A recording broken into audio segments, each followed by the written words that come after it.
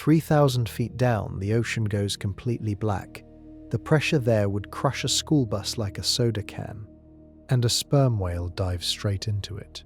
Every single day. Down there, it hunts something with eyes the size of dinner plates and arms lined with razor teeth. Something that fights back hard enough to carve scars across a 52-foot animal. We are going to follow that whale into the dark. We will see what it faces, how it survives, and what scientists still cannot explain about these battles happening right now beneath the ocean. If you enjoy this journey, subscribe and leave a like. It genuinely helps. Now take a breath. We begin. The ocean has a floor that most people never think about. And between the surface and that floor, there is a layer so hostile, so completely alien, that humans have explored more of outer space than they have explored it. It starts 1,000 meters down. That is roughly 3,300 feet, about the height of 3 Empire State Buildings, stacked on top of each other. Scientists call it the Midnight Zone, and the name earns itself instantly. No sunlight reaches this depth. Zero. The darkness here is absolute, the kind that makes your eyes useless the moment you enter. The water temperature hovers just above freezing, around 39 degrees Fahrenheit. And the pressure is where things get brutal. At the bottom of the Midnight Zone, the water pushes down with the force of 300 times the pressure at the surface. That is enough to collapse military-grade submarines. Enough to crush a human body before it even had time to register pain. And yet something lives here. Many things live here. Creatures that evolution built specifically for a world with no light, no warmth, and no mercy. The Midnight Zone stretches from 3,300 feet all the way down to 13,000 feet. That is a vertical drop longer than the state of Delaware is wide. Most of this space has never been seen by human eyes. No camera has mapped it fully. No submersible has covered its full range. Scientists estimate that we have explored less than 20% of the world's oceans, and the Midnight Zone makes up a massive portion of that unexplored territory. What we do know comes mostly from what washes up dead, from what gets caught in deep-sea nets, from the contents of stomachs. And stomachs are where the story gets interesting. When scientists examine the stomach of a sperm whale, they do not find clean, neatly dissolved food. They find beaks.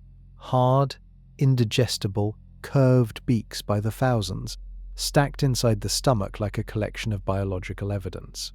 These beaks belong to squid. Squid of a size that defies imagination. Squid that the whale had to physically wrestle into its mouth somewhere in that freezing, crushing, lightless zone, a mile beneath the waves. The sperm whale is the largest predator on Earth with teeth. It grows up to 52 feet long and can weigh as much as 90,000 pounds. Picture a school bus. Now picture 5 of them end to end. That is a sperm whale. It is enormous, powerful, and built for deep ocean hunting in a way no other animal on the planet can match. But the Midnight Zone does not care how big you are.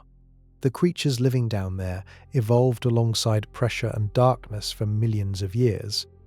They did not develop size just by accident.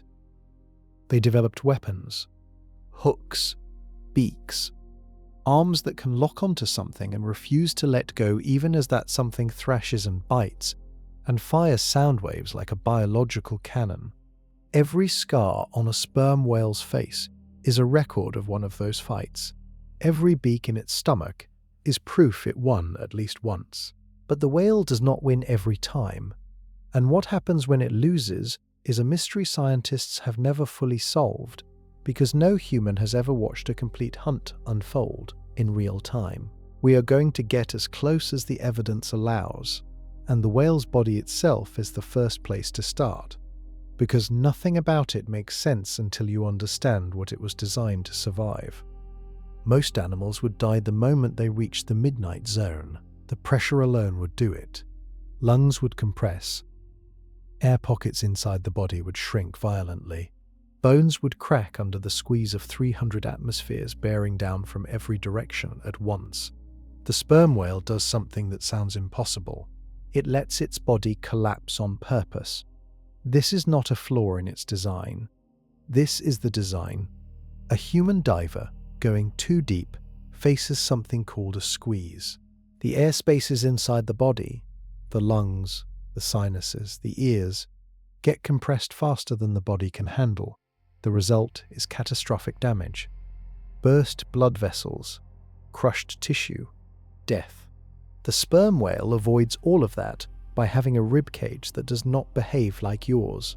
Instead of being rigid and locked into shape the way human ribs are, a sperm whale's ribs connect to the spine with flexible cartilage. They are built to fold inward. As the whale descends and pressure increases, the rib cage simply compresses, like a hand slowly closing. The lungs inside shrink down to a fraction of their normal size. The air inside gets pushed out into reinforced passages that can handle the compression without rupturing. This sounds terrifying. A whale descending into the dark with its own chest slowly caving inward. But the whale feels none of the damage a human would feel. Its body anticipated every bit of it. The sperm whale's muscles store oxygen at a level that would make a human athlete look ordinary. The muscle tissue is packed with a protein called myoglobin, the same molecule that gives red meat its dark color. The more myoglobin in the muscle, the more oxygen the muscle can hold directly without needing the lungs to keep working.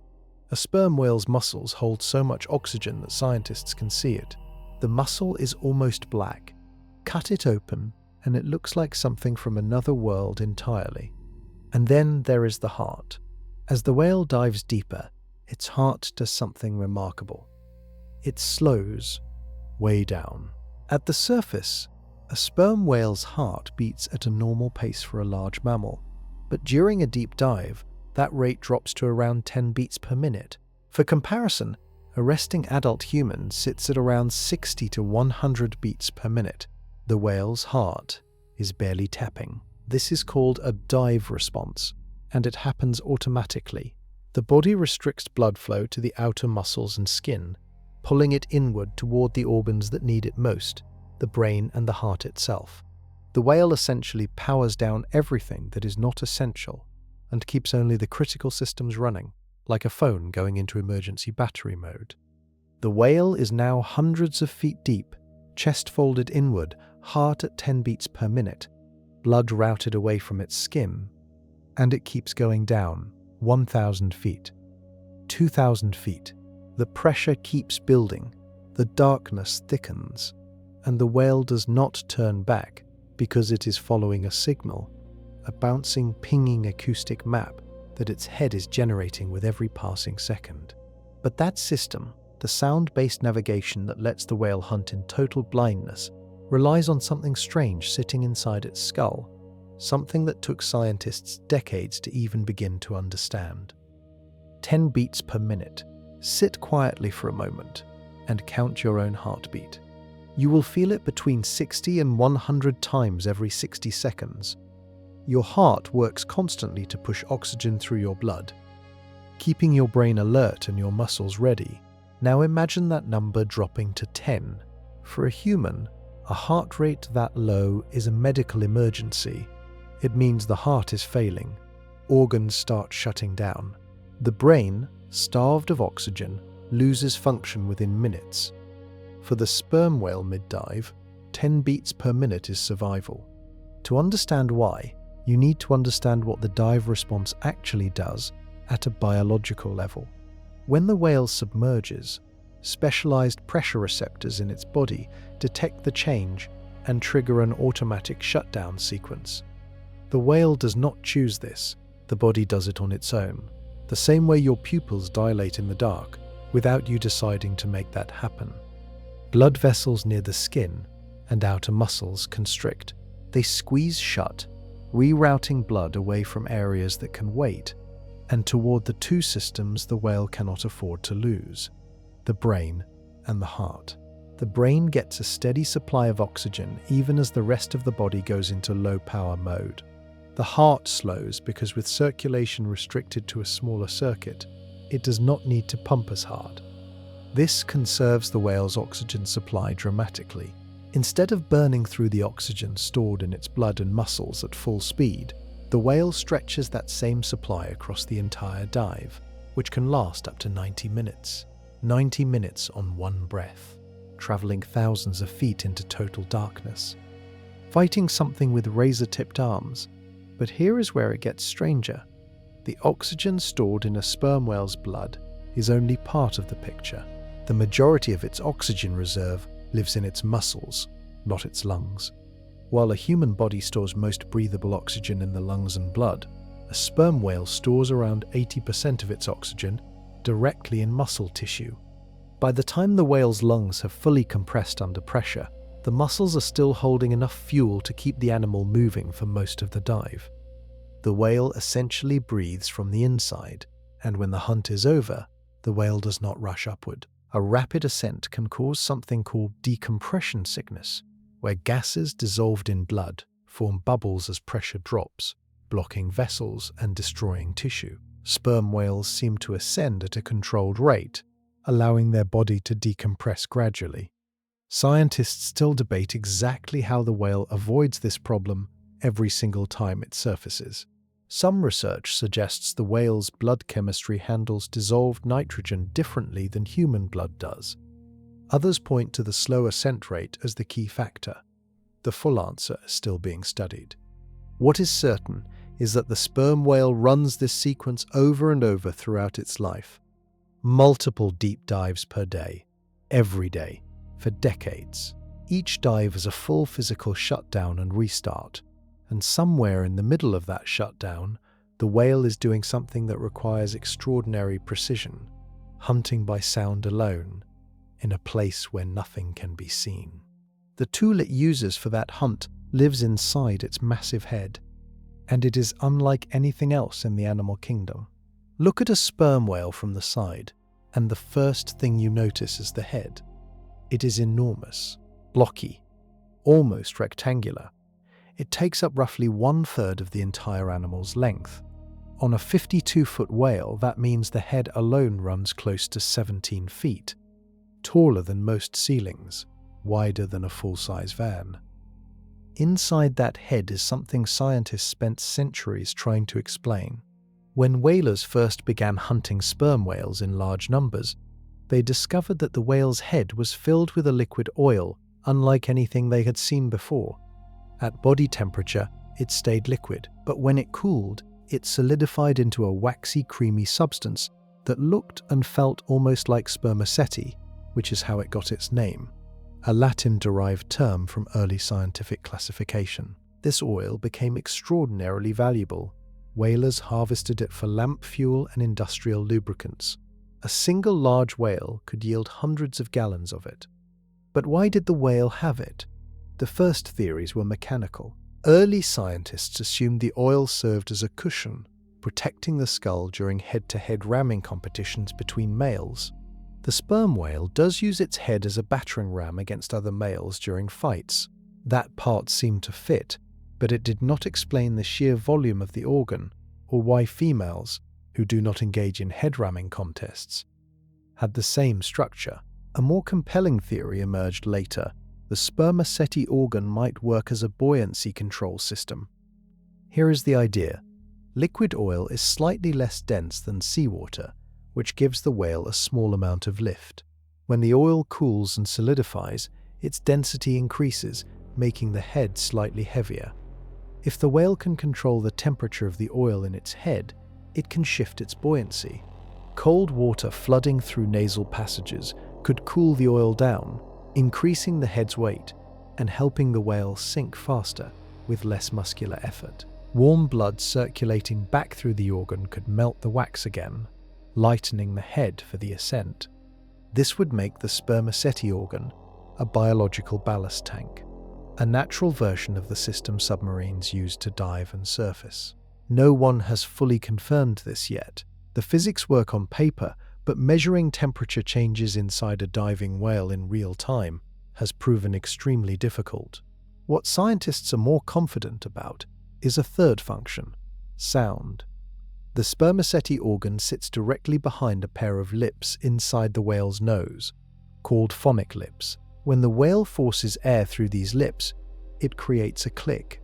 That click travels into the spermaceti mass, bounces around inside it, gets focused and amplified, and then fires forward into the water like a biological speaker. The spermaceti organ effectively shapes and concentrates the sound before it leaves the whale's head. The result is the loudest biological sound produced by any animal on the planet. And in the absolute darkness of the midnight zone, that sound is the whale's only way to find what it is hunting. But the size of what it finds down there was considered impossible for centuries. Scientists refused to believe it existed. Sound has a scale. At the quiet end, a whisper sits around 30 decibels. Normal conversation runs around 60. A rock concert pushes 100 to 110. A jet engine at close range hits around 140, which is already past the threshold where sound causes immediate physical pain in a human. A sperm whale click reaches 230 decibels. That number is hard to picture, so consider what it means physically. Sound at that level does not just travel through water, it hits. A sound wave that intense carries enough energy to vibrate the chest cavity of a human diver from a distance. Researchers who have been in the water near clicking sperm whales have described feeling the sound move through their bodies, not heard through their ears, but felt through their bones and organs. 230 decibels is loud enough that scientists believe at close range it could permanently damage a human's hearing in a fraction of a second. The whale generates this inside its head and fires it forward in a tight, focused beam.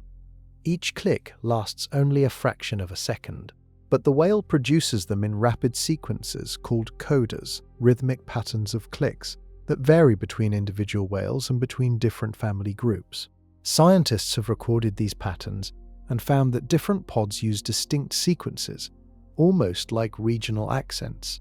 The primary function of the click is echolocation. The sound wave travels outward through the water, hits an object, and bounces back to the whale. The returning echo enters through the whale's lower jaw, travels through a fat-filled channel, and reaches the inner ear. From the timing and shape of that returning echo, the whale builds a detailed three-dimensional picture of whatever is in front of it. The resolution of this system is extraordinary. Sperm whales can detect the difference between objects just a few inches apart. At long range, they can likely distinguish between species of squid by the shape of the returning echo. They can track movement in real time, following a squid that is actively trying to escape. All of this happens in complete darkness, at depths where no other mammal on the planet can function. But the click does something else, something scientists are still debating. At the intensity a sperm whale produces, a sound wave aimed directly at a soft-bodied animal like a squid might do more than just locate it. Some researchers have proposed that a focused burst of clicks at full power could physically stun a squid, disrupting its nervous system or causing enough vibration in its body to temporarily paralyze it. This would explain something that has always puzzled scientists. How does an animal that large catch something as fast and agile as a giant squid in open water, with no room to corner it? The squid is faster. The squid can maneuver in ways the whale cannot. If the whale had to rely purely on physical speed to catch it, the squid should win every time. So either the whale is far more agile in the dark than anyone realizes, or it has a weapon that reaches the squid before the whale's jaws do. The answer might be sitting in the sound itself. And the creature on the receiving end of that sound is something that was dismissed as pure legend for most of human history. Close your eyes, hold them shut. Now imagine that darkness is permanent, that it stretches in every direction for miles, and that you are dropping deeper into it at hundreds of feet per minute while your chest slowly compresses inward. That is the whale's reality every single time it dives. The whale's eyes are functional. At the surface, in daylight, it can see. But in the midnight zone, there is nothing for those eyes to work with. The last trace of sunlight disappears long before the whale reaches hunting depth.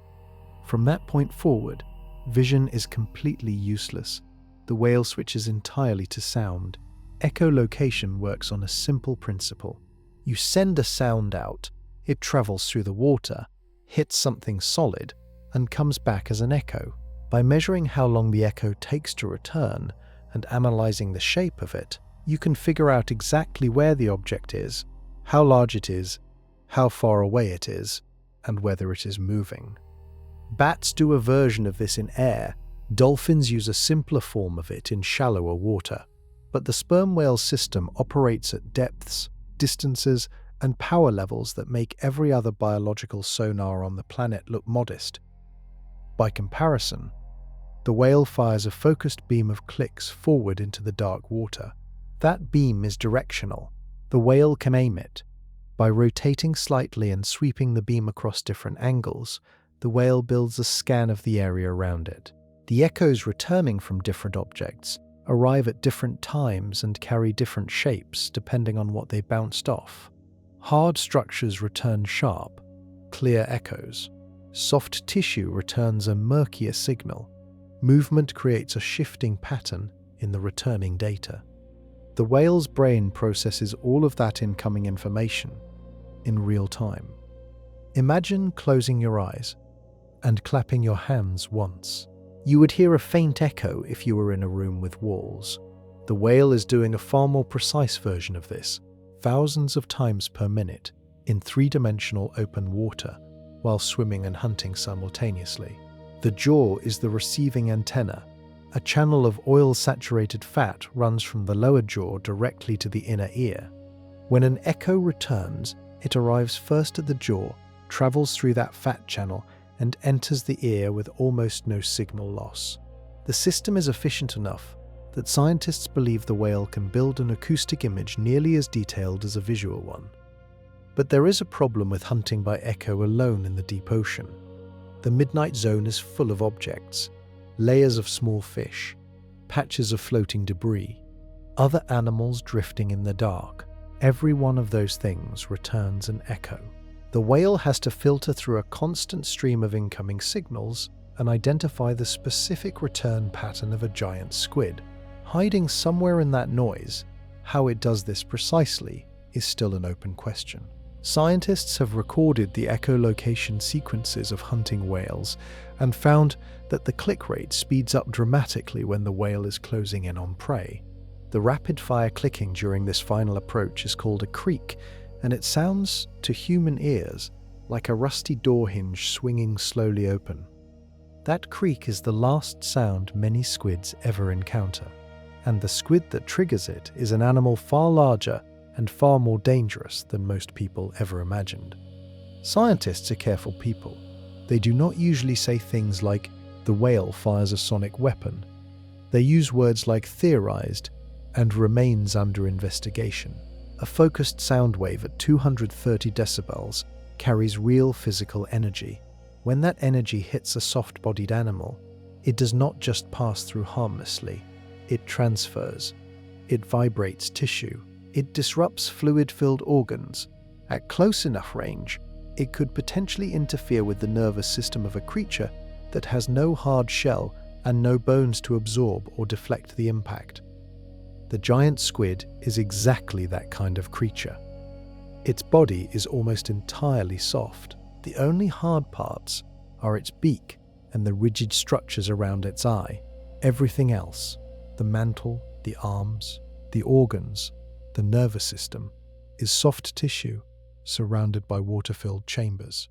A powerful enough pressure wave delivered directly and at close range could theoretically cause enough disruption to slow the squid down or briefly knock out its ability to coordinate movement.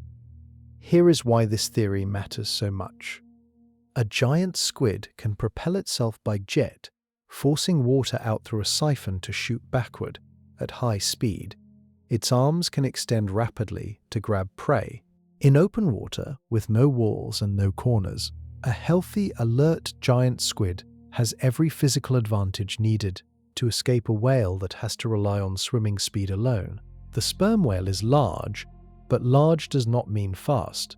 In the open water of the midnight zone, a whale trying to catch a squid by speed alone should lose more often than it wins. Yet, whales eat enormous quantities of giant squid. The stomach contents prove it. 18,000 beaks in a single stomach, 30-foot squid pulled intact from inside a whale. These animals are eating huge prey at scale, regularly in darkness, at crushing depth. Something gives the whale an edge. The stun theory proposes that the whale does not need to outswim the squid. It needs to get within a certain range, somewhere around 30 to 50 feet, then fire a focused burst of high-intensity clicks directly at the squid's body. If that burst disrupts the squid's nervous system even for 2 or 3 seconds, the whale can close the gap and bite before the squid recovers. No one has filmed this happening. No one has been able to monitor the sound output of a whale during the final seconds of a hunt, at full depth. The equipment that could measure this in real time does not yet exist in a form that can survive midnight zone conditions. What scientists have found is indirect evidence. Whales produce their highest intensity clicks during the final creak phase of a hunt. The creak speeds up dramatically as the whale closes distance, suggesting a final burst of acoustic energy right before contact. They have also found squid with physical damage that is harder to explain through fighting alone. Some squid recovered from whale stomachs show signs of internal disruption that goes beyond bite marks. The evidence is compelling enough that researchers continue studying it seriously. But the squid is not passive. It does not wait to be stunned, and what the squid brings to that encounter is something that pushed the whale's own evolution for millions of years. For most of human history, sailors came back from long voyages with stories of enormous tentacled creatures rising from the sea, wrapping around ships, dragging sailors into the dark water. These stories spread across cultures. Norse sailors called it the Kraken. Mediterranean fishermen drew it on maps as a warning. Ancient writers described it as a creature the size of an island. Scientists dismissed all of it. For centuries, the giant squid existed only in stories and in fragments. A tentacle here, a sucker-covered arm washed up on a beach, a beak pulled from a whale's stomach, and identified as belonging to something far too large to be real. Scientists logged these fragments, argued about them, and largely concluded that the animal, if it existed at all, was being wildly exaggerated in the telling. Then the stomach started talking. As sperm whale hunting expanded in the 18th and 19th centuries, researchers began examining the contents of whale digestive systems in detail. What they found silenced the skeptics. Intact squid arms longer than a full-grown adult human, beaks the size of a fist, eyes pulled from semi-digested bodies that measured nearly 10 inches across. The giant squid was real, and it was as large as the stories suggested. The animal grows up to 43 feet in total length. Picture a school bus. The squid matches it almost exactly from the tip of its mantle to the end of its longest tentacles. It weighs hundreds of pounds. It lives across the world's deep oceans, from the North Atlantic to the waters off New Zealand, always in deep water, always in darkness. And it was seen alive on camera for the first time only in 2004. A Japanese research team lowered a camera with bait attached deep into the Pacific Ocean north of the Ogasawara Islands. After hours of waiting, something enormous moved into frame. The footage showed a giant squid at full depth in its natural environment for the first time in recorded history. The scientific world treated it as a landmark moment. Before that footage existed, almost everything known about the giant squid came from dead specimens and the stomach contents of the animal hunting it.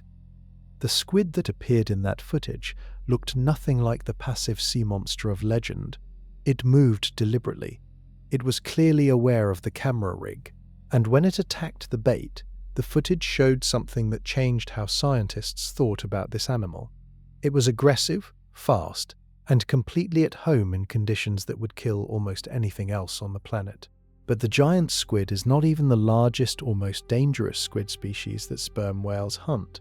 Something heavier, more muscular, and armed with weapons far nastier than suction cups lives further south. And when the whale encounters that animal, the fight gets considerably worse.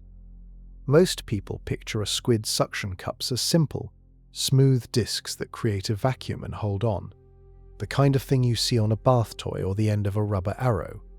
The giant squid's suckers are nothing like that. Each suction cup on a giant squid's arms and tentacles is lined with a ring of hard, sharp teeth made from chitin, the same material that forms the shells of insects and crabs. These teeth are not flat. They are serrated, pointing inward, curved like fishhooks. When the sucker latches onto something and the squid pulls, those teeth rotate inward and dig into whatever surface they are gripping. On a sperm whale's skin, that means dozens of small, deep punctures per sucker, dozens of suckers per arm. 8 arms plus 2 feeding tentacles, each one longer than the others, built specifically to reach out and grab prey from a distance. A giant squid attacking a whale is not gently wrapping its arms around it. It is driving hundreds of small, hooked blades into the whale's skin, simultaneously, every sucker a separate anchor point, designed to hold position under extreme force. This explains the scars. The circular marks on adult sperm whales measure between 2 and 4 inches in diameter, exactly matching the dimensions of giant squid suckers. These marks appear by the hundreds on the skin around the whale's head, jaw, and mouth area. Every one of them represents a moment when a squid locked its toothed suckers into the whale's hide and held on while the whale tried to bite or shake it loose.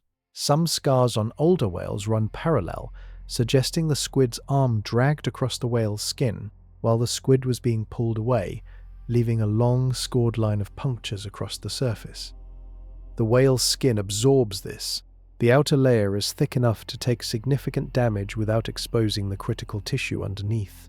But absorbing damage and feeling no consequences are different things. The whale has nerves. The attacks hurt. Now add the feeding tentacles to the picture. A giant squid has 2 feeding tentacles that are longer than its arms. These tentacles are used like whips or lances, shooting outward rapidly to make the first contact with prey.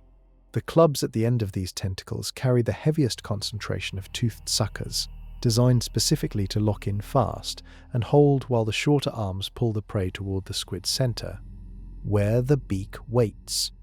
The beak of a giant squid sits at the center of the arm cluster, surrounded by the suckers. It is made of the same hard chitin as the sucker teeth, rigid and curved, shaped almost like a parrot's beak, but scaled up enormously. It is the sharpest, hardest structure in the squid's body, and it is surrounded in every direction by arms and suckers that are all pulling inward. For a fish or a smaller animal, getting caught by a giant squid means getting pulled into that beak and cut apart.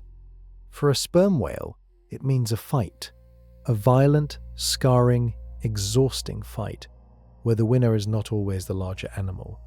But as brutal as the giant squid is, the colossal squid replaces the teeth with something far worse. South of the equator, where the ocean gets colder and deeper, and the Antarctic current pushes frigid water in wide circles, sperm whales encounter a different animal entirely. The colossal squid is shorter than the giant squid in total length, but do not mistake shorter for smaller.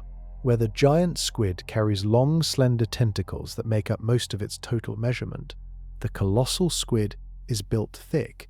It is more muscular, more heavily built, and considerably heavier. Scientists estimate the largest specimens weigh over 1,000 pounds. That is the weight of a full-grown horse, packed into a body roughly the length of a mid-sized truck.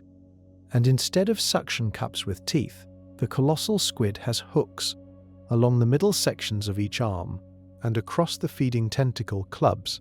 The colossal squid carries rotating hooks made of hard chitin. These hooks can swivel independently, each one able to pivot and dig into flesh at whatever angle creates the most grip. They are 3-pointed, shaped roughly like a grappling hook at a miniature scale, and they are built to tear rather than just hold. When a colossal squid grabs something and the animal tries to pull free, those hooks rotate inward with the movement. The harder the target pulls away, the deeper the hooks engage. Pulling against them does not release the grip, it makes it worse. A sperm whale trying to shake a colossal squid free is actively driving those hooks deeper into its own body. The scars from colossal squid attacks look different from giant squid scars. Where giant squid leave circular marks, colossal squid leave long gashes, parallel tears in the skin that follow the path of the tentacle as the whale moved against the hooks. Some of these gashes run several feet along the whale's body, evidence of the force involved in these encounters. Scientists examining colossal squid specimens, most of which have come from the stomachs of sperm whales, have found that even dead or damaged colossal squid show signs of having fought back hard. Arms torn away, hooks broken, tissue damaged. The whale did not simply overpower these animals and swallow them. It fought them. The colossal squid has another advantage. Its eyes.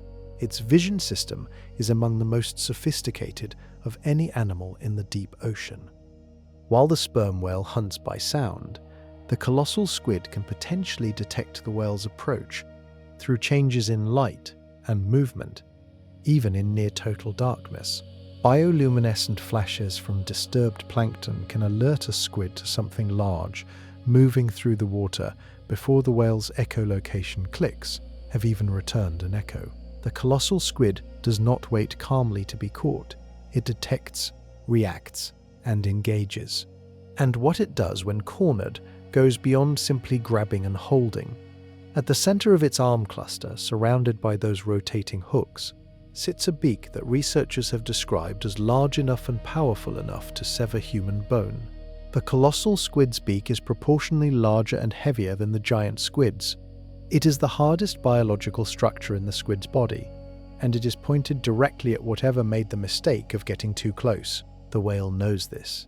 You can see that in what it does next, and in the tool it uses before it ever lets its jaw get near those arms. At the center of a colossal squid's arms, hidden inside the ring of hooks and suckers, there is a beak. Saying it is like a parrot's beak is accurate in shape, but completely wrong in scale. A parrot's beak is small enough to fit inside a closed fist.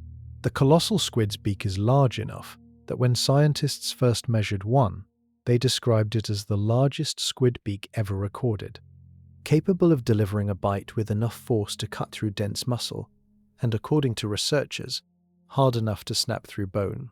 The beak is made from chitin, the same material found in insect shells and crab claws.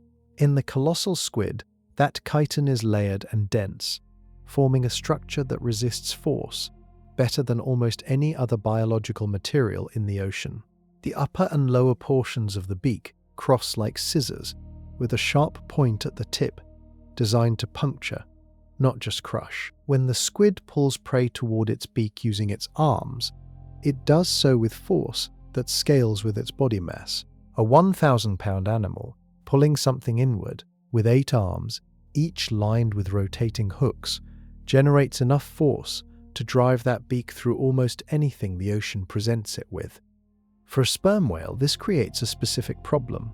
The whale's strategy involves getting the squid into its mouth and clamping down with its lower jaw. But the squid is simultaneously trying to pull the whale's jaw, lips, and face inward toward its own beak. The two animals are essentially trying to bite each other at the same time, at extreme depth, in total darkness, while the squid's hooks are already engaged in the whale's skin.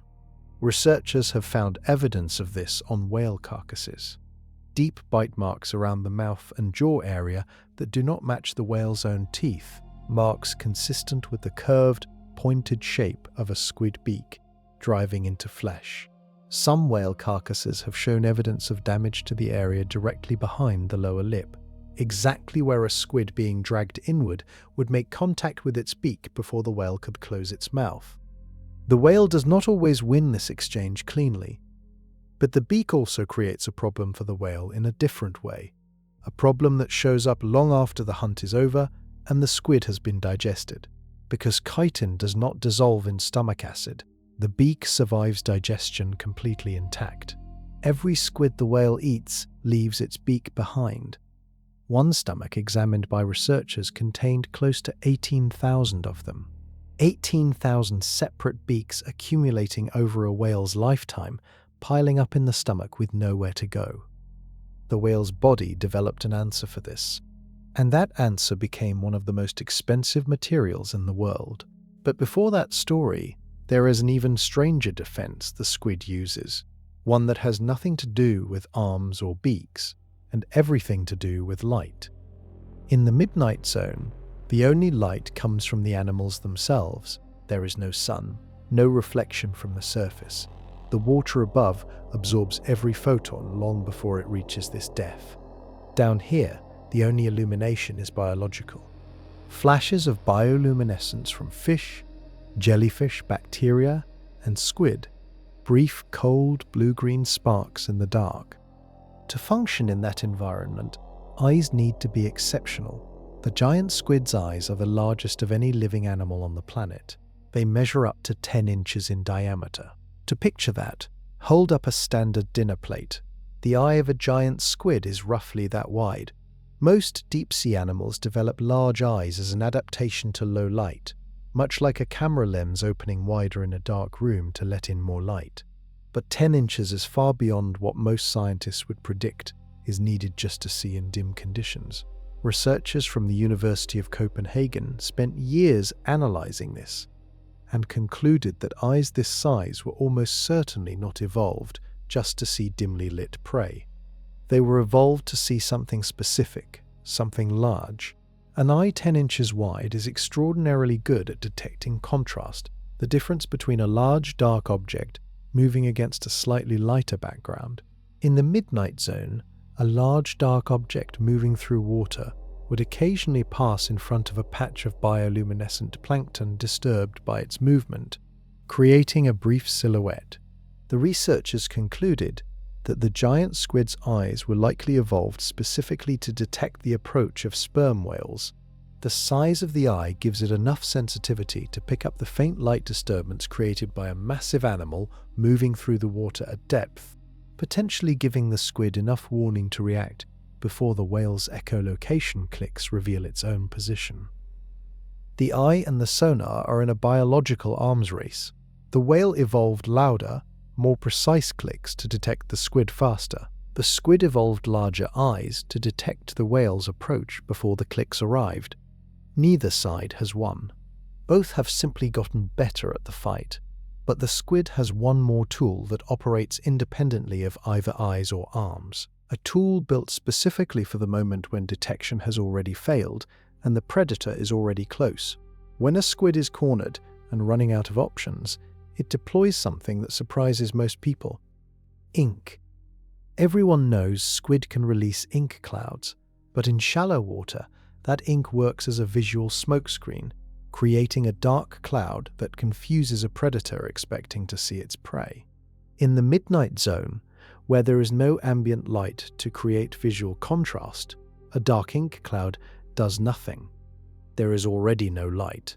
The ink would be invisible, so deep-sea squid, including species that share the midnight zone with sperm whales, evolved a different version of the same tool. Their ink is bioluminescent. It glows. When a deep-sea squid releases a cloud of luminescent ink, it does not create darkness.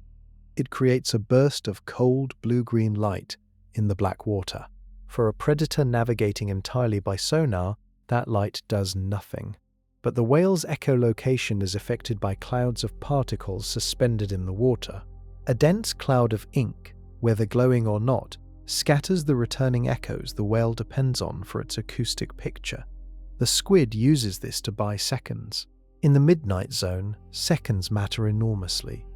A squid jet propelling away from a whale while the whale's sonar is briefly disrupted by a cloud of scattering particles might create just enough distance to escape.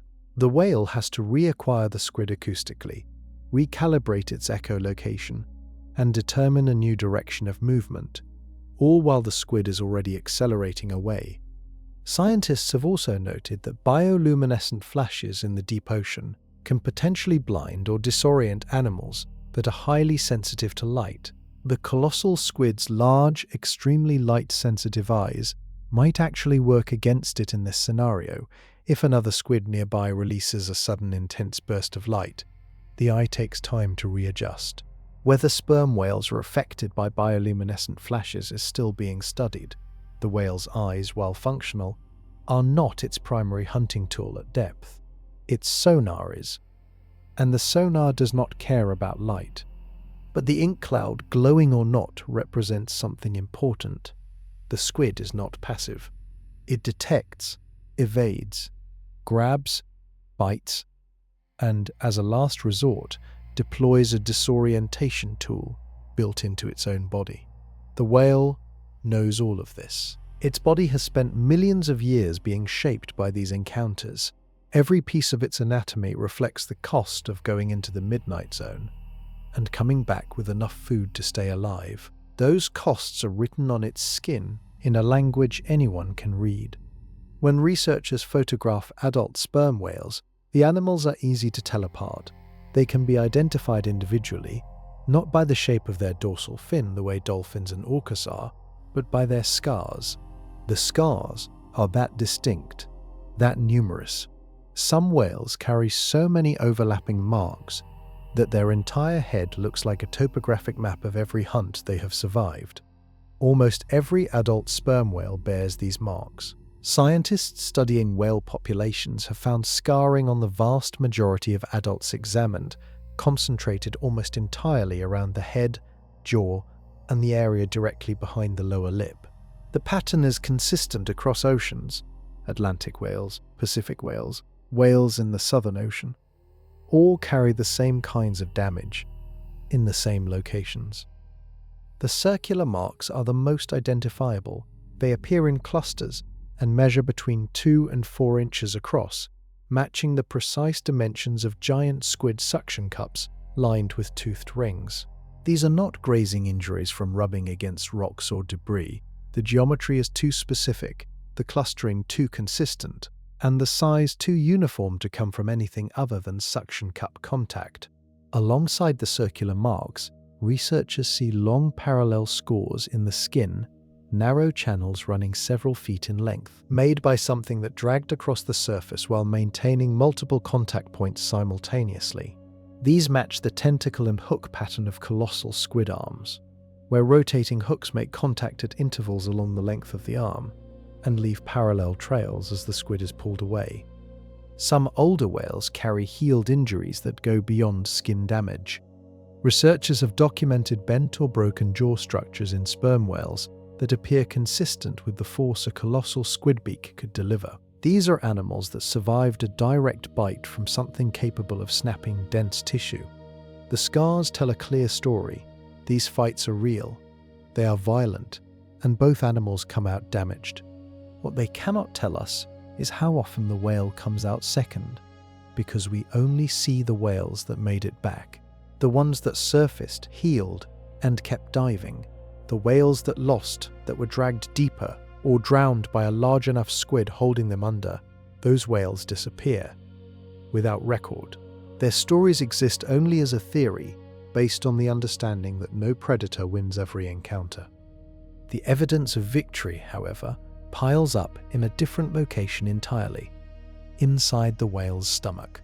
Chitin does not dissolve. Stomach acid breaks down muscle, organ fat, and soft tissue with no difficulty.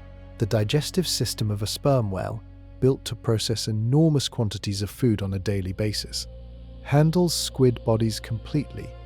By the time digestion finishes, almost nothing remains of the squid's physical form, except the beak. The beak is made of layered chitin dense enough to survive the whale's full digestive process. Every squid the whale eats leaves a beak behind. That beak migrates through the digestive system and, for reasons scientists are still examining, often accumulates in the stomach rather than passing completely through. When researchers have examined the stomach contents of deceased sperm whales, they find these beaks in quantities that are difficult to fully process. One recorded examination found close to 18,000 squid beaks inside a single sperm whale's stomach.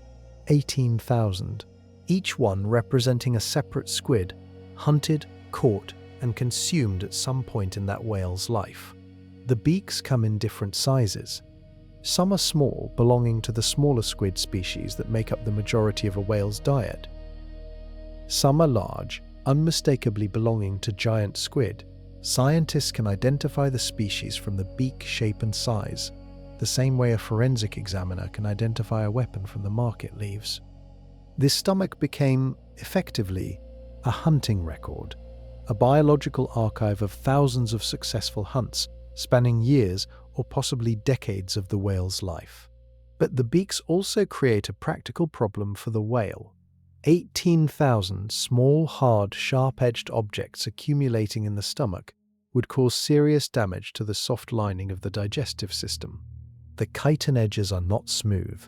They are hard, irregular, and abrasive. The whale's body responded to this problem over millions of years of evolution by developing a substance that coats and cushions the accumulating beaks, protecting the stomach lining from damage. That substance is called ambergris, and the story of what it is, how it forms, and why humans spent centuries hunting it is one of the stranger chapters in the whale's relationship with the animal it hunts. Most evidence of the battles between sperm whales and giant squid comes from fragments: a partial arm here, a beak there, digested tissue that can only be identified by DNA analysis. The stomach, with its preserved collection of beaks, gives scientists a record of quantity, but tells them very little about the nature of individual hunts. Then occasionally something extraordinary surfaces. Researchers examining the stomach of a sperm whale found something that had not been fully digested. Inside a single whale's stomach, they recovered a giant squid measuring close to 30 feet in total length, largely intact. The squid's body had been swallowed recently enough that its structure had not yet broken down. Its arms were identifiable, its mantle was present, even some of its internal organs remained. 30 feet, the length of a 3-story building on its side, inside the stomach of one whale. This find rewrote some assumptions about how these hunts work. Scientists had generally assumed that a sperm whale would bite and tear a giant squid into smaller pieces before swallowing, the way many large predators break apart prey before consuming it. A full-length, mostly intact squid suggested something different. The whale may have swallowed the animal almost whole, either because it was already stunned or incapacitated before the whale bit it, or because the whale simply opened its mouth wide enough and took it in. One movement. The whale's throat is wide enough, the jaw is hinged to open to a considerable angle. For a 52-foot whale, swallowing a 30-foot squid, while extreme, falls within the physical range of what the body can do if the squid is positioned correctly. The intact specimen gave researchers something invaluable: measurements they could trust. The dimensions of the arms, the size of the tentacle clubs, the spacing of the suckers, all confirmed directly rather than estimated from fragments. And the sucker dimensions matched precisely the scar patterns found on whale skin. This was physical proof, connecting the weapon to the wound. But this find also raised a question. A squid that large, found intact, was an animal that had apparently been caught and swallowed without putting up enough of a fight to tear itself apart in the process. Either the hunt was faster and more decisive than expected, or the squid was already compromised before the whale made contact. The stun theory becomes harder to dismiss when you consider that scenario. A squid the size of a school bus, swallowed whole, with its arms intact and its hooks still attached, went down with less resistance than its weaponry should have allowed.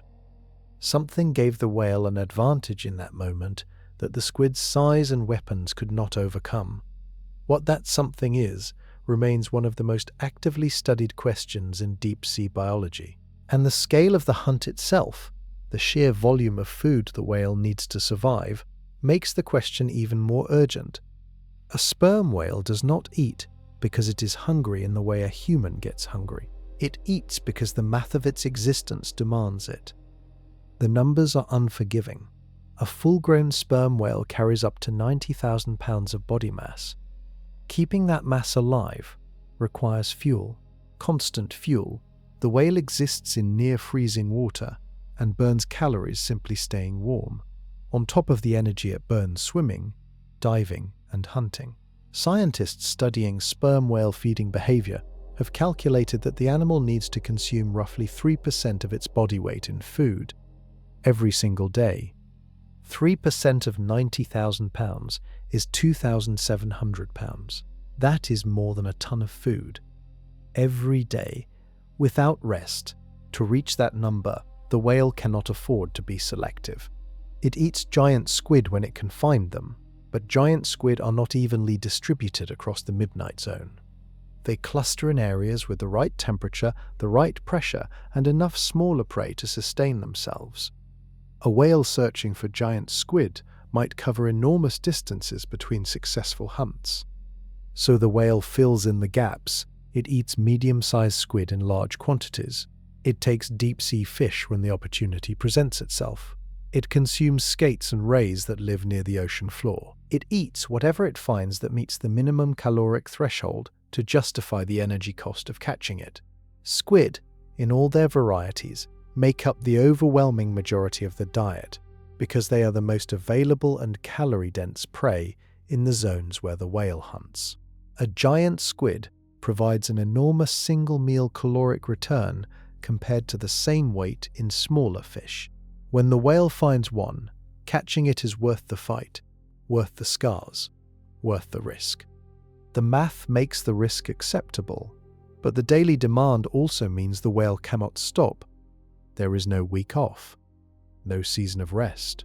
The whale dives repeatedly every day of its life, from the time it is old enough to hunt until its body can no longer make the descent. In a lifespan that can extend past 70 years, that adds up to an almost incomprehensible number of dives into the midnight zone. Tens of thousands of individual dives into the dark. Tens of thousands of hunts, most successful, some not. All of them conducted on one breath, in crushing pressure, using sound as the only guide. And in all of that time, across all of those dives, no human has ever watched a single complete hunt unfold from beginning to end. That gap in our knowledge is wider than most people realize, and what lives inside it is stranger than anything the stomach contents have already revealed. Every nature documentary you have ever seen about sperm whales was filmed at the surface. The slow roll of a massive body, the dramatic exhale of a misty blow, the tail lifting above the water before the whale slides under and disappears. Beautiful footage, carefully shot, completely disconnected from the part of the whale's life that matters most. The moment that tail goes under, the cameras lose it. No submersible has followed a hunting sperm whale to full depth. No remotely operated vehicle has captured the moment a whale locates a giant squid and closes the distance. No underwater camera has recorded the fight itself. The locked arms, the clicking burst, the thrashing and biting in complete darkness at 3,000 feet below the surface. The midnight zone defeats almost every tool humans bring to it. The pressure at that depth destroys standard camera housings. The darkness requires artificial lighting that alerts every animal in the area long before footage can be captured. Submersibles are slow, loud, and limited in how deep they can practically operate, while also being maneuverable enough to follow a fast-moving animal. And the whale itself covers distances at depth that make tracking it from outside nearly impossible. Scientists have attached data loggers to sperm whales, small devices that record depth, speed, heading, and acoustic output. These give a partial picture. Researchers can see that the whale dove to a certain depth, that its click rate spiked, that it produced a creak sequence, and that it began ascending shortly after. They can infer from the timing that a hunt likely occurred, but inference is not footage. Everything known about how a sperm whale actually catches a giant squid in real time comes from three sources: the scars on the whale's skin, the stomach contents, and mathematical modeling based on the limited data loggers can capture. Scientists have reconstructed probable hunt sequences from this data. The whale descends, clicks constantly, builds an acoustic map, detects the heat signature and movement of a squid at range, begins the creak sequence as it closes, and at some point makes physical contact. From there, the models diverge. Some suggest a quick stun and swallow. Others suggest a prolonged struggle lasting several minutes.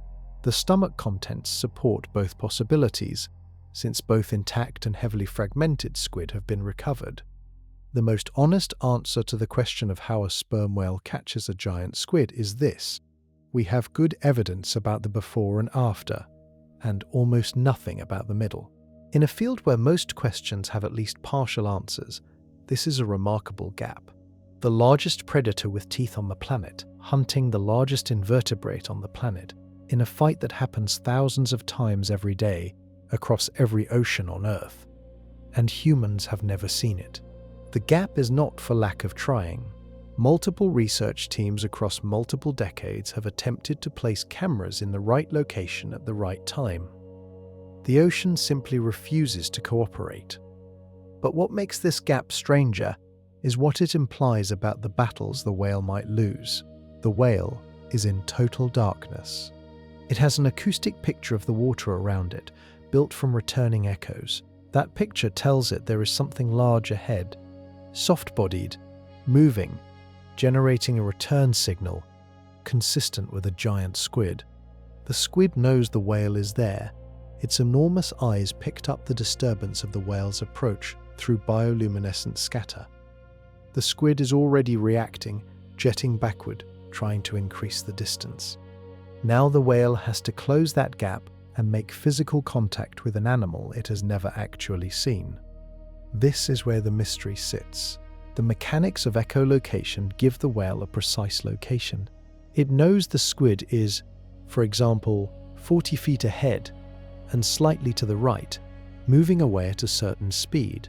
The whale adjusts its direction and increases its swimming effort. The click rate spikes into the creek, the gap narrows, but squids do not move in straight lines when they are fleeing.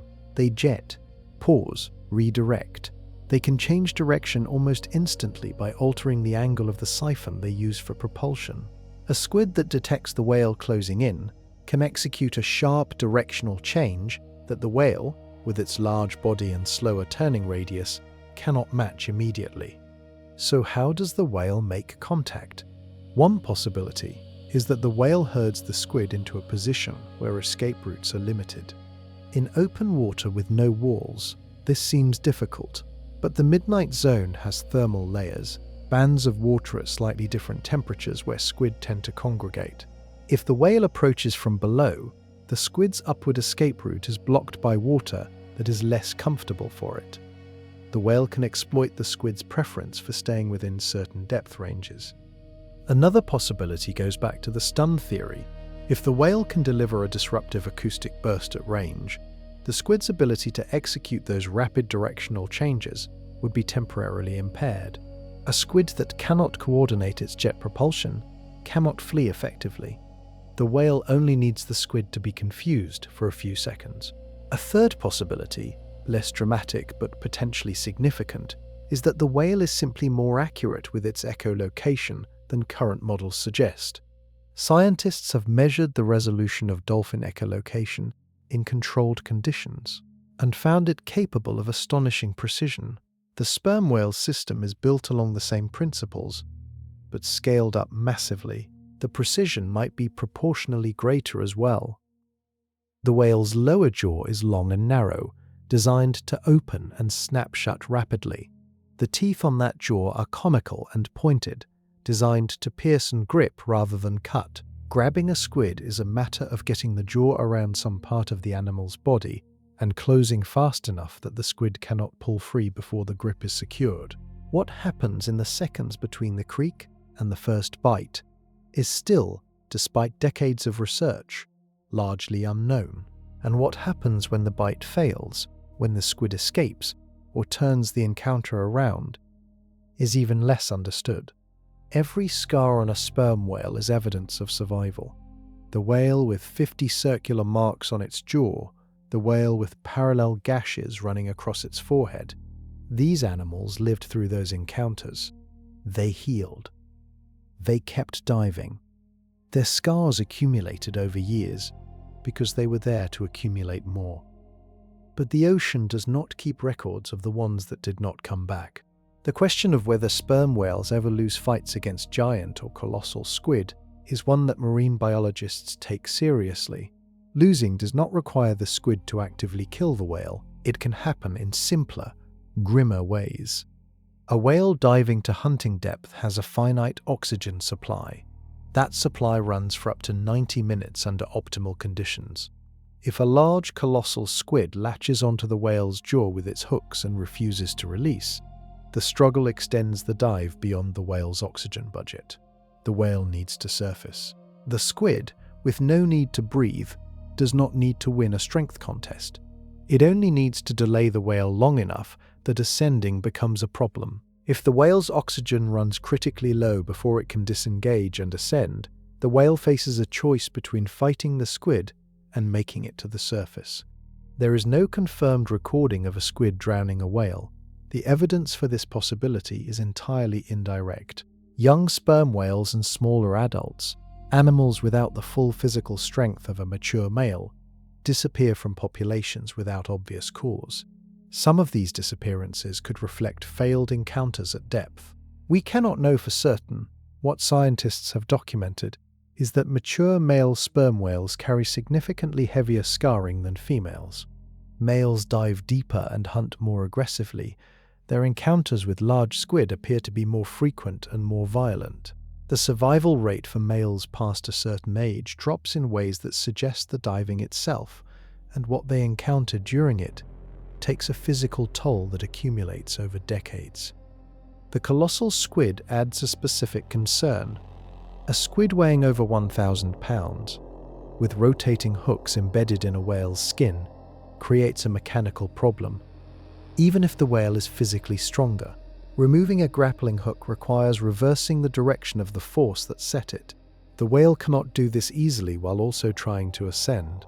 The colossal squid's hook design may represent an evolutionary adaptation specifically to prevent prey from escaping upward.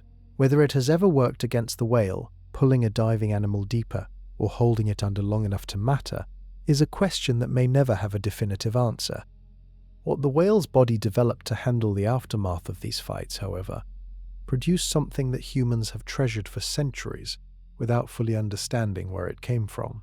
Inside the whale's digestive system, the squid beaks accumulate. They pile up by the hundreds, then the thousands.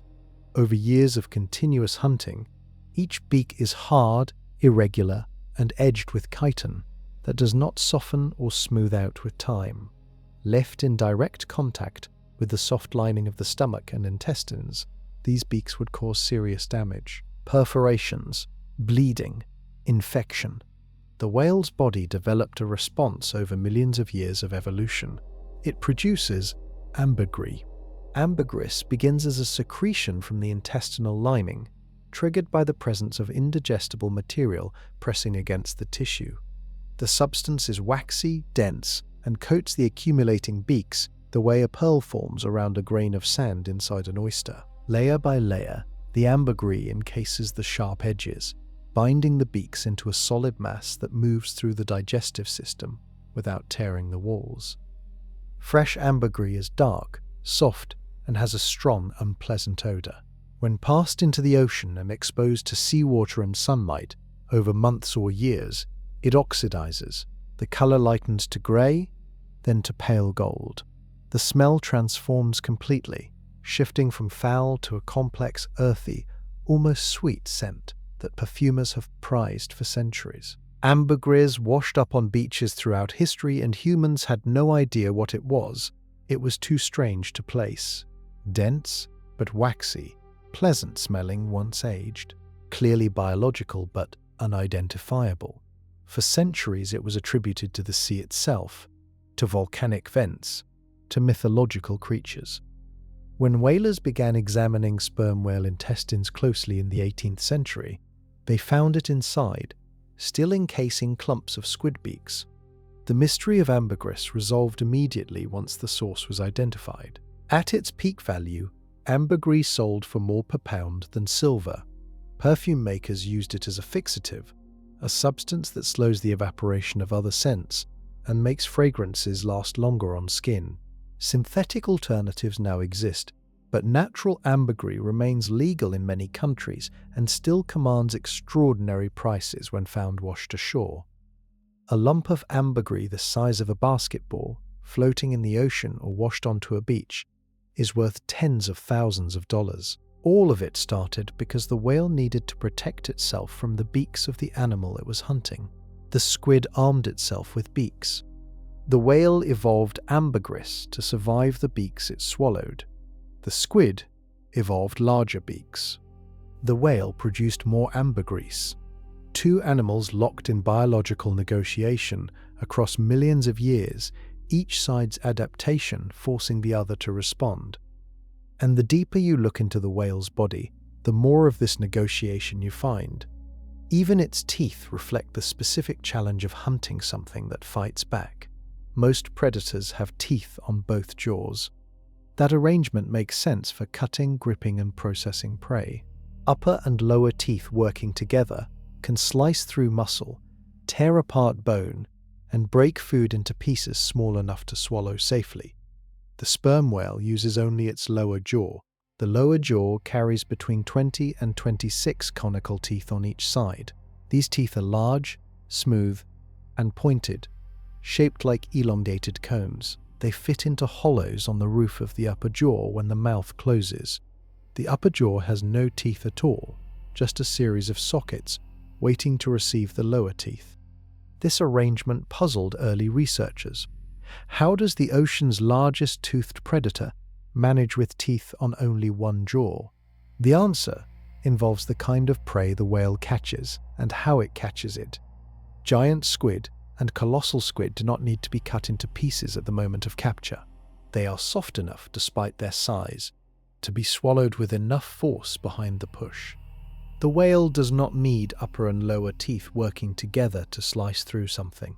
It needs a lower jaw that can snap shut fast and grip hard while the whale orients the squid for swallowing. The lower jaw, long and narrow, acts more like a trap than a pair of scissors. The whale opens it wide, drives it toward the squid, and closes rapidly. The conical teeth pierce the squid's body and hold. From that point, the whale uses the length of its lower jaw as a lever, positioning the squid headfirst toward the throat. Even without upper teeth, the grip is effective enough that squid of significant size get taken. Supporting this, scientists examining deceased sperm whales have found animals with broken lower jaws that had healed over years. These whales showed no signs of malnutrition. They continued hunting successfully with compromised jaw function, which tells researchers that the lower jaw, while important, is not always essential to the hunt. Some captures may rely more heavily on suction, with the whale using the enormous size of its mouth to draw water and prey inward together. Male sperm whales occasionally use their lower jaws against each other during competition. A male attempting to displace a rival will sometimes bite down on the other male's jaw, creating the kind of straight-line tooth marks that researchers have learned to distinguish from squid-related scarring. The tooth marks of male-on-male conflict go deep. The males are not trying to hold, they are trying to break. That level of force, turned toward a squid during a hunt, raises an interesting question about what the bite actually does to the animal on the receiving end. Combined with a possible acoustic stun and the momentum of a 90,000-pound body closing its speed, the bite may be less about gripping and more about ending the fight quickly. What the whale does between hunts, however, looks nothing like the violence of the midnight zone. At some point every day, the hunt pauses, not for long. The sperm whale spends only around 7% of its life sleeping. In a 24-hour period, that works out to roughly 1 hour and 40 minutes of actual rest. Every minute beyond that is spent moving, diving, hunting, or maintaining the social bonds that keep the pod together.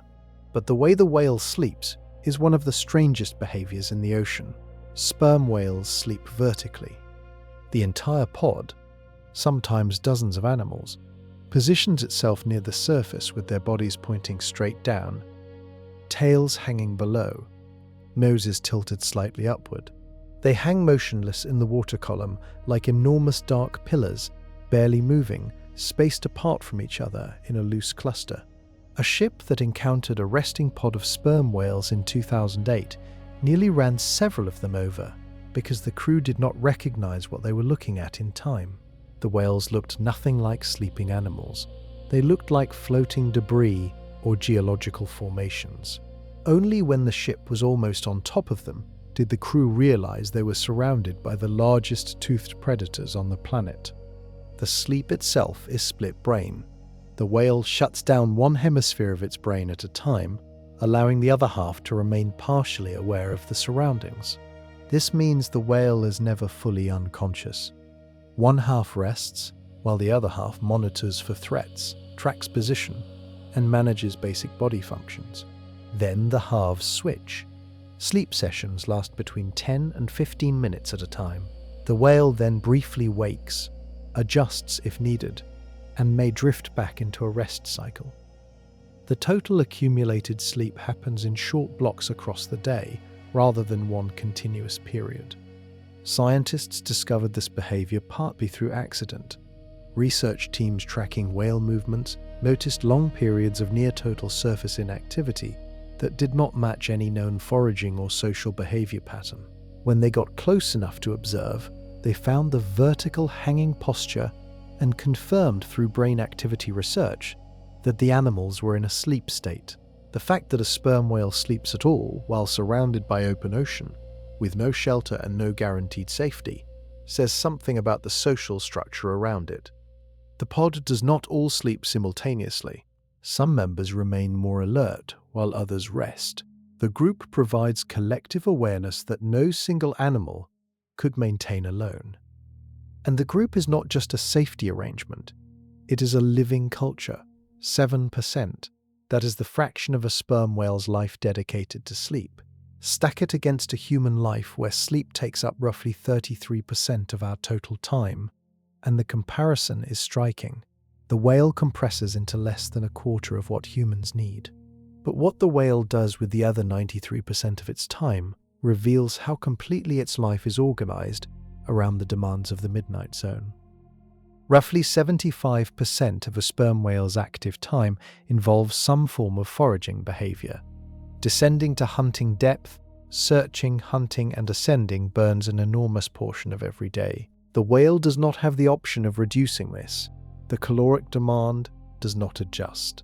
The whale eats roughly 2,000 pounds of food every day, or it begins losing body mass, which in the freezing open ocean carries serious consequences.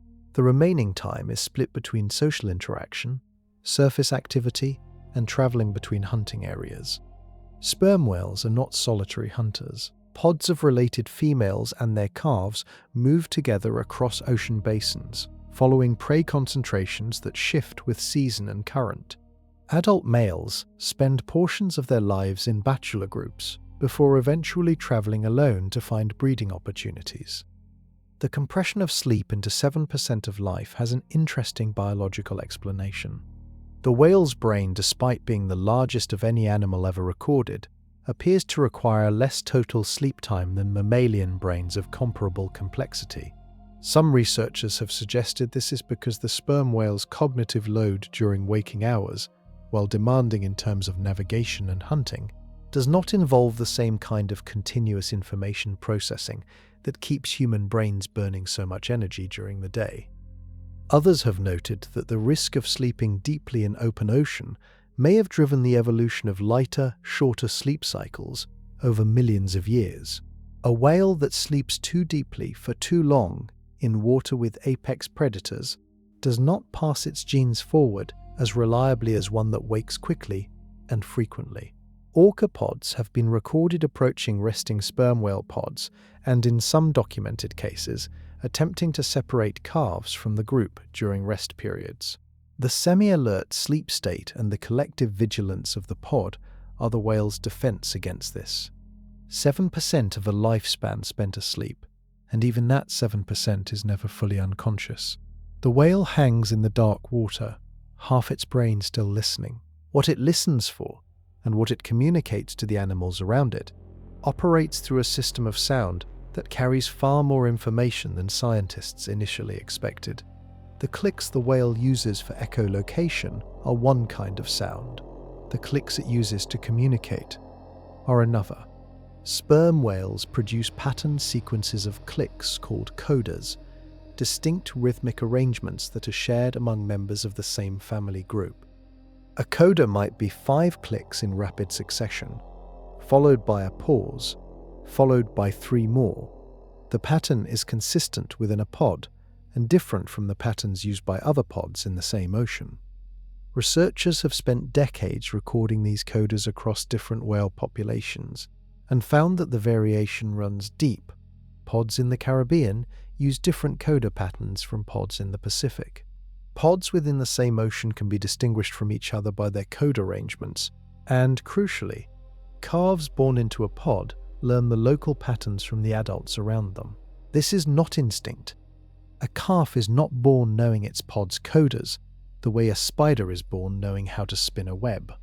The calf hears the codas produced by its mother and the other females in the group, and gradually learns to produce matching patterns. The process takes time and resembles, at a functional level, the way a human child learns language by listening to the people around it. Scientists call this cultural transmission, information passed from one generation to the next through learning rather than genetics. Sperm whales are one of a small number of animal species that show clear evidence of culture in this sense. Orcas have it, some populations of chimpanzees have it, and sperm whales have it in the form of these inherited, family-specific click dialects that identify membership as clearly as any physical marking. When 2 pods encounter each other in the open ocean, coda patterns are exchanged. Researchers observing these interactions have noted that whales from different pods will sometimes adopt or borrow elements of each other's codas during extended contact periods, a kind of acoustic exchange that has no parallel among most other animal species. What the codas communicate in terms of specific information content is still being studied. Some researchers believe they carry identity information, essentially announcing which family group an individual belongs to. Others have proposed they carry emotional or behavioral information, signaling states like distress, excitement, or readiness to dive. The most compelling recent research has suggested that the combinatorial complexity of sperm whale coda patterns may be greater than previously understood, with more possible variations and combinations than a simple identity broadcast system would require. The whale is saying more than we currently know how to translate, and what it says to its family during the most vulnerable period of the hunt cycle, when mothers descend into the midnight zone and calves wait above, matters enormously to the survival of every young whale in the pod. A sperm whale calf cannot dive to hunting depth. Young calves lack the physiological adaptations their mothers carry.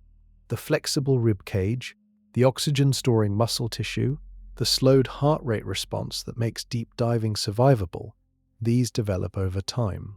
In the first months and years of life, the calf stays near the surface, dependent on milk from its mother and on the protection of the pod. This creates a problem.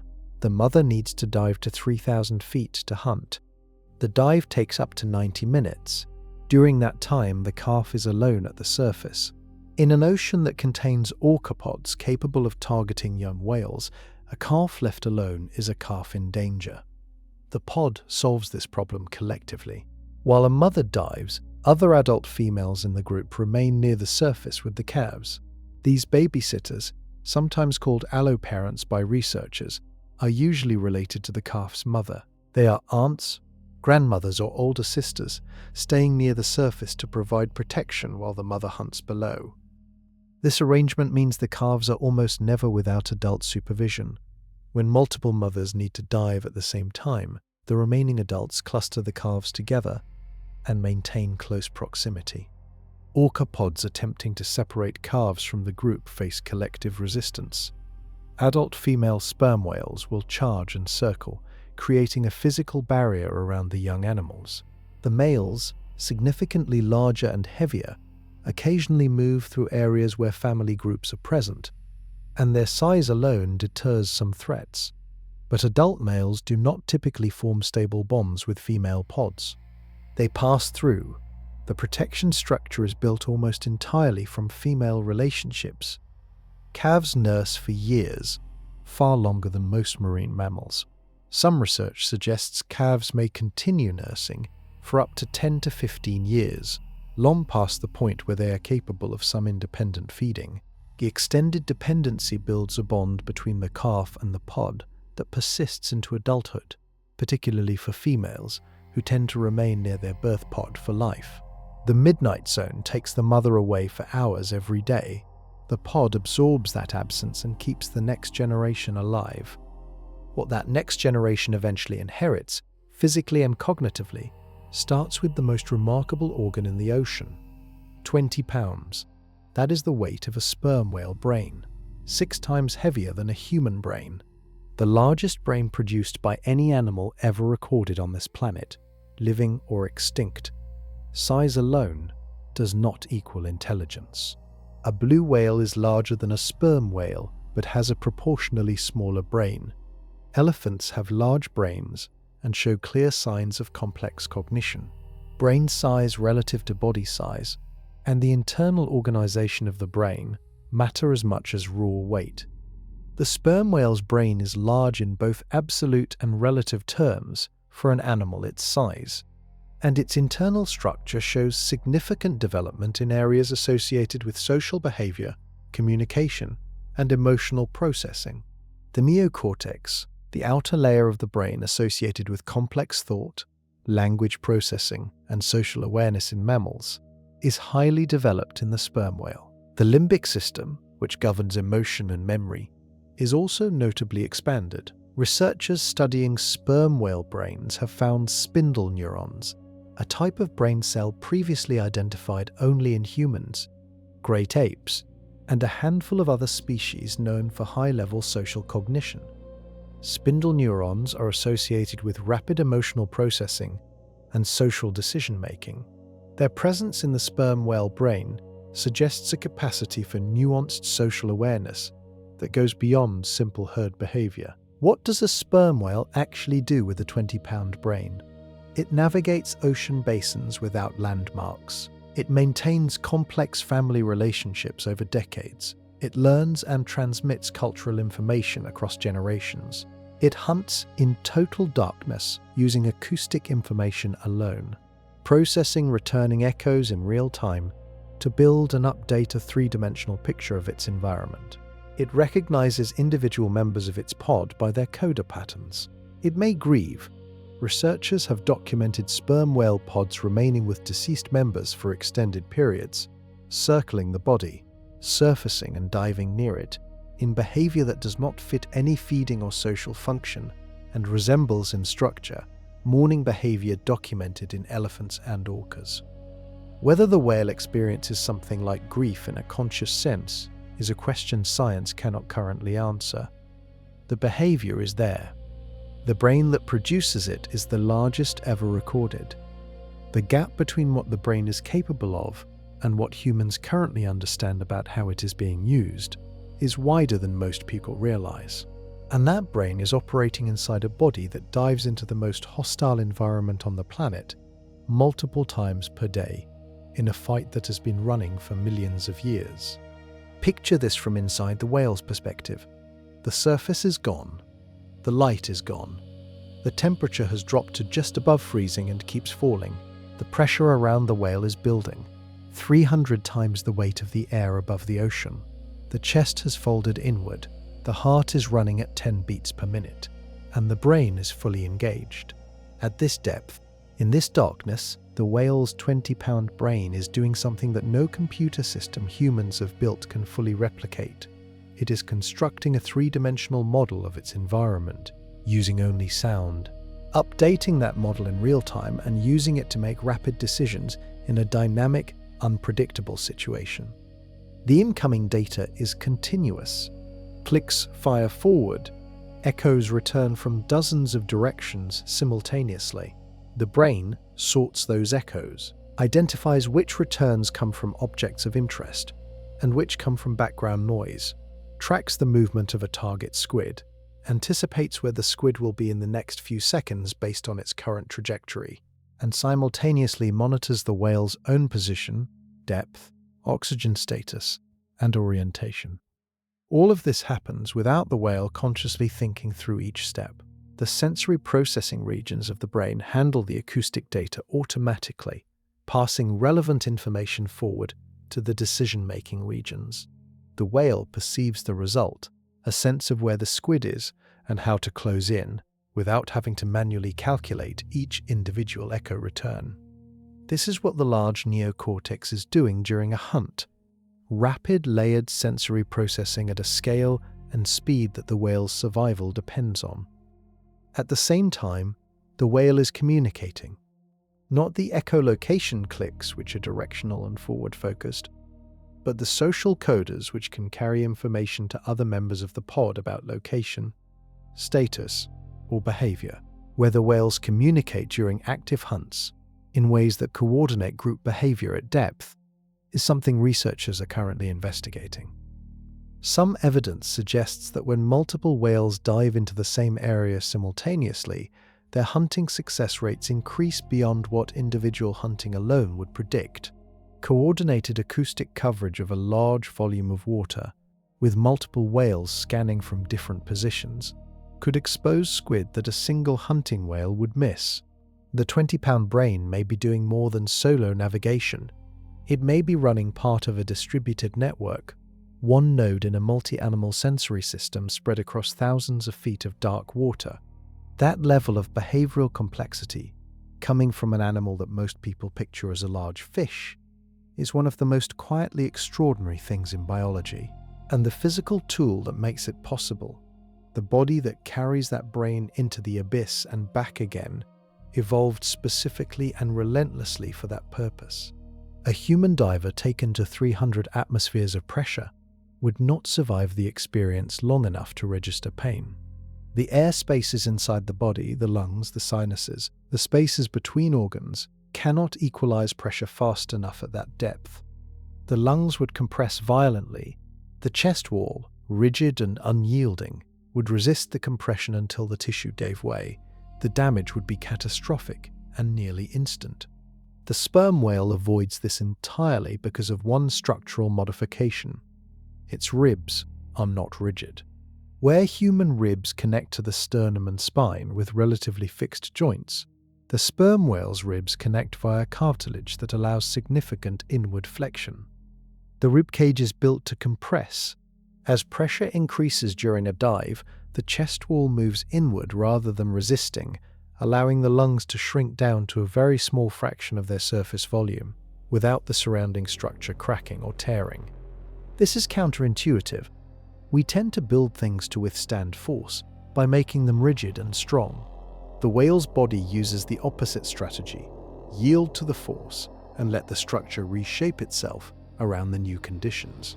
The collapsed lungs push remaining air into reinforced passages, the trachea and bronchial tubes, which have thicker, more pressure-resistant walls. These passages can handle the compressed air without rupturing. The gas exchange that normally happens in the lungs is paused entirely. The whale is not breathing at depth, it is running entirely on the oxygen stored in its blood and muscles. When the whale ascends, the ribcage re-expands as pressure decreases. The lungs fill back out. The air that was pushed into the reinforced passages returns. The whole system resets for the next dive. This collapse and expand cycle happens multiple times per day, every day of the whale's life. What makes it work without damage over decades of repetition is the material composition of the cartilage connecting the ribs. It retains flexibility throughout the whale's life, unlike human cartilage which stiffens significantly with age. An old whale dives with the same chest flexibility as a young one. Researchers studying other deep-diving marine mammals, dolphins, seals, sea lions, have found similar but less extreme versions of this adaptation. The sperm whale's version is the most pronounced because it dives the deepest and faces the greatest pressure differential. The lung collapse is the most visible adaptation, but the body is making dozens of simultaneous physiological adjustments on every dive. The whole system coordinates in a way that still surprises researchers who study it closely. The whale does this for 90 minutes. then surfaces, breathes for a few minutes, and goes back down. Hold your breath. The average person manages somewhere between 1 and 2 minutes before the urge to breathe becomes overpowering. Trained freedivers can reach around 8 minutes under controlled conditions with preparation. The current world record for static breath holding by a human is around 24 minutes, achieved using pure oxygen beforehand, and years of specialized training. A sperm whale holds its breath for up to 90 minutes during a normal hunting dive. No training, no preparation, multiple times per day, in freezing water at crushing pressure, while actively hunting. The mechanics of this have been covered piece by piece in earlier chapters. The oxygen stored in muscle tissue, the slowed heart rate, the rerouted blood flow. But the full picture of how those pieces work together during a single 90-minute dive is worth putting together completely. At the moment of the dive, the whale takes a final breath and submerges. Oxygen in the lungs begins being used immediately, but the muscles and blood carry the majority of the reserve. As the whale descends past the zone where ambient light disappears, the dive response kicks in. Heart rate drops, blood pulls away from the skin and outer muscles. The echolocation system activates. For the first 20 to 30 minutes of descent, the whale is burning through oxygen at a controlled rate, enough to power the essential systems, while conserving as much as possible. The muscles, running on stored oxygen rather than fresh blood supply, can continue working efficiently. At hunting depth, the whale searches, detects, and hunts.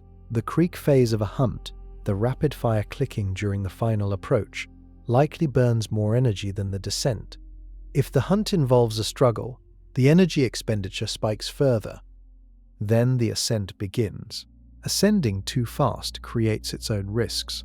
Gases dissolved in the blood can form bubbles if pressure drops too quickly, causing damage to blood vessels and joints. The whale controls its ascent rate carefully, allowing its body to decompress gradually, rather than rocketing straight to the surface. By the time the whale surfaces after a full 90-minute dive, its oxygen reserves are critically depleted. The blow at the surface, the dramatic exhale visible from long distance, is the whale clearing carbon dioxide and refilling every oxygen storage system in the body simultaneously. The recovery period at the surface before the next dive is not optional. It is biological necessity. After a deep dive, the whale may breathe at the surface for 8 to 10 minutes before descending again. During a full day of hunting, this pattern repeats across multiple dives. The whale's entire existence is structured around the breath. Everything it does reflects the constraint of 90 minutes and the need to return. Yet the animal it hunts has been evolving to defeat that constraint, to make every dive more costly, every hunt more dangerous. For millions of years running, evolution does not move fast enough to watch in a single lifetime, but it leaves a record. The sperm whale's scars are that record. Researchers comparing scar patterns across sperm whale populations have found that the size and distribution of sucker marks have shifted over documented time periods in ways that track changes in the squid population. As squid in certain regions have grown larger on average, the circular scar diameters on whales in those same regions have increased proportionally. The squid got bigger, the marks got wider. This is the arms race in progress. On the squid side, every generation that survives long enough to reproduce does so partly because it had some advantage over the whales hunting it. Squids with slightly larger suckers, slightly sharper hooks, slightly faster jet propulsion, or slightly better evasion instincts have a marginally better chance of escaping and reproducing. Over enough generations, those marginal advantages compound. On the whale side, every generation that survives and reproduces does so partly because it had some advantage in hunting those squids. Whales with more precise echolocation, stronger jaw muscles, greater diving endurance, or more effective acoustic stun ability are more likely to eat well, maintain body mass, and reproduce successfully. Neither side reaches a point of dominance. If the squid became completely uncatchable, the whale population would collapse from starvation, which would reduce hunting pressure on the squid, which would allow squid numbers to grow, which would eventually allow the whale population to partially recover. The system oscillates. Both sides remain viable. Both sides keep escalating. The colossal squid's rotating hooks are a relatively recent evolutionary development in geological terms. Giant squid sucker teeth are another. The whale's spermaceti organ, in its acoustic amplification function, represents a counter-escalation. These are not random features. They are biological answers to biological questions posed by the other side of the conflict. The colossal squid's hook design may have emerged specifically in response to whale hunting pressure. A squid that can lock onto its attacker and resist being pulled free survives longer. Surviving longer increases the chance of reproduction. The hook design spreads through the population. The whale responded, possibly with greater acoustic intensity in the stun burst, possibly with more coordinated pod hunting, possibly with other adaptations not yet identified. This conversation between predator and prey has been running for tens of millions of years. What exists today is the current version of both sides, shaped entirely by what the other side has thrown at them. And neither side is finished changing. The giant squid was photographed alive for the first time in 2004. Before that year, every piece of knowledge about the animal came from dead specimens, stomach contents, and fragments. An animal 43 feet long had managed to live in near-total obscurity from science for the entire history of human ocean exploration. If a 43-foot squid could remain effectively unknown until 2 decades ago, the question of what else lives in the midnight zone becomes considerably more unsettling. Scientists estimate that the deep ocean contains millions of undiscovered species. The midnight zone and the zones below it are the largest habitat on Earth by volume, and they remain almost entirely unexplored. The technology required to survive at those pressures long enough to conduct systematic observation is only beginning to reach a functional level. What has been found in recent deep-sea surveys suggests that the midnight zone is far more biologically active than early researchers assumed. Bioluminescence is nearly universal among animals at that depth, meaning the zone that appears dark from the outside is alive with brief shifting flashes of cold light. Ecosystems cluster around thermal vents and cold seeps on the ocean floor, running entirely on chemical energy rather than sunlight. The colossal squid, the most dangerous animal the sperm whale regularly hunts, was only formally described by science in 1925. An animal over 1,000 pounds, with hooks on its tentacles and a bone-cracking beak, went unconfirmed by science until less than a century ago. Sperm whales have been observed behaving in ways that researchers cannot fully explain. Deep dives that exceed the expected hunting range in areas where known squid populations are sparse. Vocalizations recorded at specific depths that do not match known echolocation or coda patterns. Pod behaviors in certain locations that do not fit any documented social function. Whether these behaviors reflect interactions with species not yet known to science is an open question. The stomach contents of dead whales continue to yield surprises.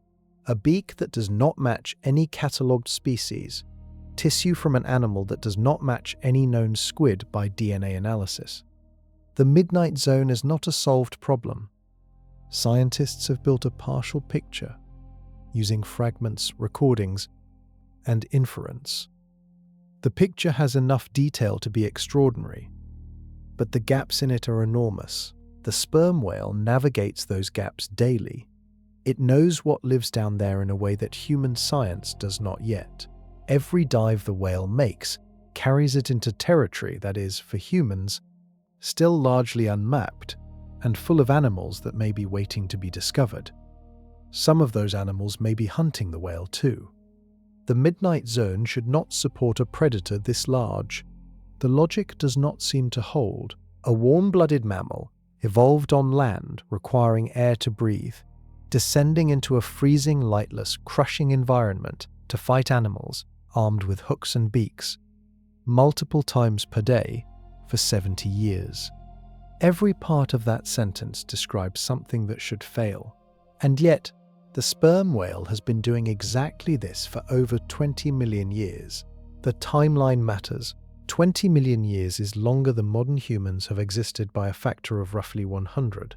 The sperm whale's lineage was already ancient when the ice ages began. It survived every mass extinction event, every shift in ocean chemistry, every change in prey availability over that span. The midnight zone changed around it. The squids it hunted evolved new weapons. The whale evolved answers. What the whale's existence demonstrates is something that biology returns to repeatedly. Life does not avoid extreme environments. It moves into them. Wherever there is energy to be harvested, wherever there is prey to be caught, something will evolve the tools to get there and get it. The midnight zone was not empty waiting for the whale. Other things lived there first. The whale's ancestors found a way in and never left. The physiological tools the whale developed, the collapsible chest, the oxygen-storing muscles, the slowed heart, the biological sonar, the spermaceti organ, are each extraordinary on their own. Together they form a system so complete and so precisely adapted that it still outpaces anything human engineers have built for the same environment. Military submarines operate at a fraction of the depth the whale casually reaches on a routine hunting dive. The whale does not represent the limit of what biology can do. It represents a point along a continuum that started with the first organisms that found ways to survive where conditions said survival was impossible. That continuum is still running. In the midnight zone right now, in water that is dark and cold and crushing, sperm whales are descending. Their hearts are slowing. Their chests are folding inward. Their sonar systems are scanning the black water ahead, building pictures from echoes, searching for something large enough to be worth the fight. And somewhere below them, something with hooks on its arms and a bone-cracking beak is detecting the approach of something enormous through the faint bioluminescent scatter in the water. Both sides are ready. Both sides have been ready for 20 million years. The fight happening right now, at this moment, in that darkness, follows the same pattern it always has. Neither side has won. Neither side has lost. The ocean floor is littered with evidence of every round that has already been fought. And the next round starts the moment the whale's tail clears the surface.